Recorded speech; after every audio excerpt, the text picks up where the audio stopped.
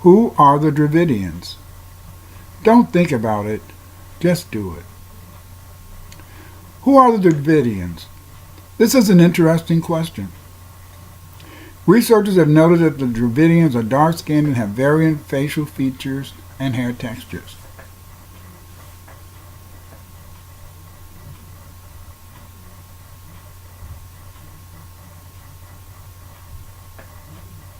Years ago, I read in one of W.E.B. Du Bois's books, The Negro and Africa in the World, that the Greeks and Romans claimed the South Indians and Africans were related. I thought about this phenomenon and said that maybe he was right, but I wasn't sure. Over the years, I began to research the work of Anti-Diop, who also mentioned the possible relationship between Dravidian speakers and Africans. This led me to research the Dravidian side of the issue. I was surprised to discover that some Dravidian speakers also believed there was a relationship between these populations. It was East Indians who proved that Dravidian-speaking people were not only related, but they may have originated in Africa, and that the Dravidians and Africans are related historically and genetically. These researchers include K.P. Aravanen, Upi Upadhyaya, and S.P. Upadhyaya, and B.B. Lal. The archaeologist B.B. Lal, who conducted research in Africa and India, proved that the ancient Nubians and the Dravidians of megalithic South India practiced the same culture. B.B. Lal, a leading Indian archaeologist in India, has observed that the black and red ware, dating to the Kerma dynasty of Nubia, is related to the Dravidian megalithic pottery. B.B. Lal proved conclusively that the Dravidians were genetically related to the C group of Nubia, given the fact that both groups use 1. A common black and red ware, or pottery, 2. A common burial complex incorporating megaliths and circular rock enclosures, 3. A common type of rock-cut sepulchre. Singh, another researcher, believes that the red and black pottery radiated from Nubia to India. This pottery, along with the wavy line pottery, is associated with the Saharo-Sudanese pottery tradition of ancient Africa, because it was in the Sahara that the Dravidian people may have originated.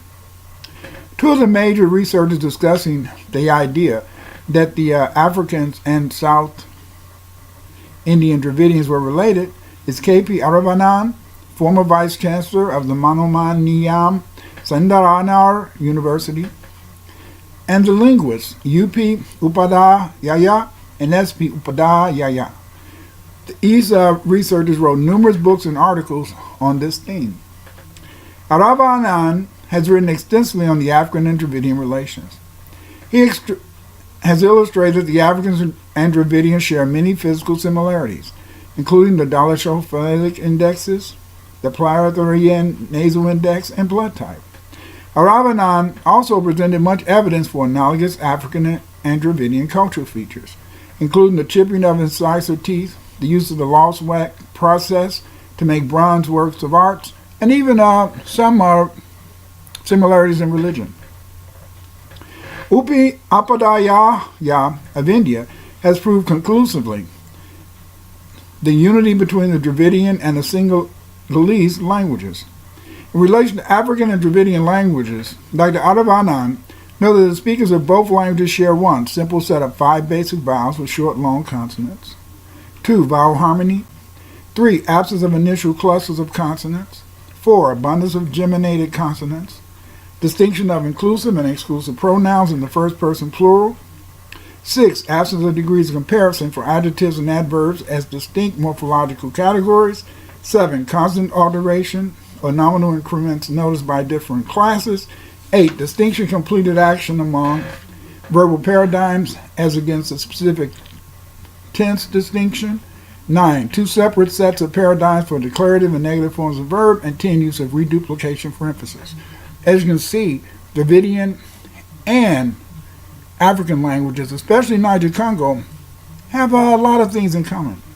Over the years, I've found out that the term Dravidian related to the group of people speaking languages that are genetically related in South India, that include Telugu, Tamil, Kannada, Malayalam, and a number of other languages.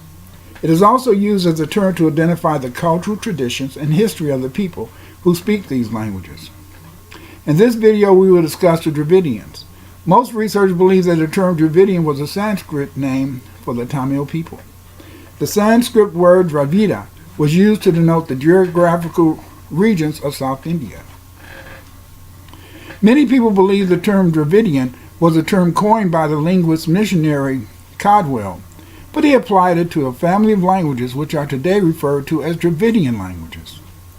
The word derives from Tamil, Damila, Dramila, Dravida. First mention of Dravida goes back 1,000 years ago. Adi Sankara had referred to one of the Tamil Seva greats, Nayanamars, as Dravida Desu, nearly 1,000 years before Caldwell. Quote, the 75th verse on Sundarya Lahari of Sankara contains a reference to Dravidian, which is said to be a reference to Tirujnana Sembandar, who is known to have lived in the 7th century A.D. The word occurs even in the Bhagavad Gita Purana, which talks of the Dravida Desa. There is also mention of Dravida in the Manus Murti as one of the fallen tribes demoted to the rank of Sudras. In the Varnak scale encoded in the Rigveda, Purusa Sukta. So you can see there's been a long tradition of this use of Dravida as an indication of the Dravidian people who lived in South India. I've learned over the years that authors can present us themes in their writing. They can expand our knowledge base if we dare to research their comments further. I discovered that instead of just thinking about the relationship of Africans and East Indians, that by doing research into this theme would lead me to find out more about the rich history of Dravidian people in India and the world that I will present in future videos. This research has led to dozens of articles on the Dravidians in relation to their history, culture, and linguists, written by me, in addition to books.